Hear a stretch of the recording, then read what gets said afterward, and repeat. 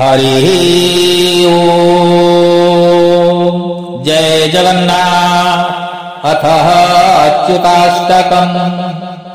ओंकारारविन्देन पदारविन्दम् मुखारविन्दे विनिवेशयन्तम् वटस्य पत्रस्य पुटे शयानम् बालम् मुकुन्दम् मनसा स्मरामि।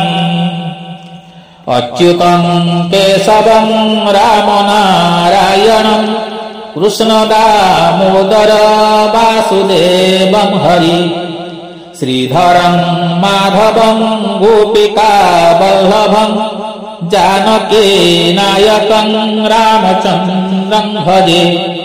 जानकी नायकम् रामचन्द्रम् भजे।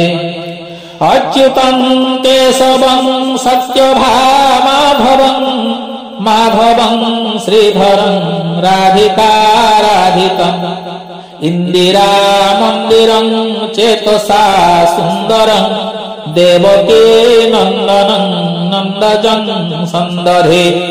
देवकी नन्दनम् नन्दजम् सन्दधे। विष्णवे जिष्णवे शङ्खिने चक्रिणे रुक्मिणी रागिणे जानकी जानयि। वल्लभी वल्लभा याचितायात्मने कंसवे ध्वंसिने वंसिने ते नमः। कंसवे ध्वंसिने वंसिने ते नमः।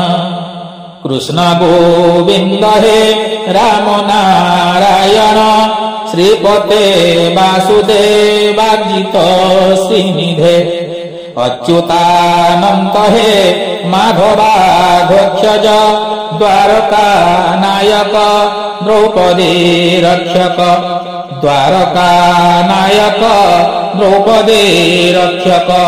राक्षस क्षोभितः सीतया शोभितो दण्डकारण्यभू पुण्यता कारणः। लक्ष्मणेनान्वितो वानरैः सेवितो अगस्त्य सम्पूजितो राघवः पातु माम्। अगस्त्य सम्पूजितो राघवः पातु माम्।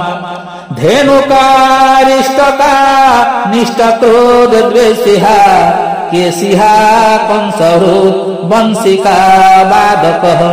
पूतना कोपकः सूरजा खेलनो बालगोपालकः पातु माम् सर्वदा।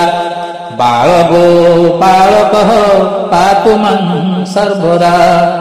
विद्युदुद्योतवत् प्रस्फुरद्वाससं प्रावृढम् बोधवत् प्रोल्लसदिग्रहम्। कन्याया मालया शोभितोरस्थलम् लोहिताङ्घ्रिद्वयम् वारिजाक्षम् भजे। लोहिताङ्घ्रिद्वयम् वारिजाक्षम् भजे।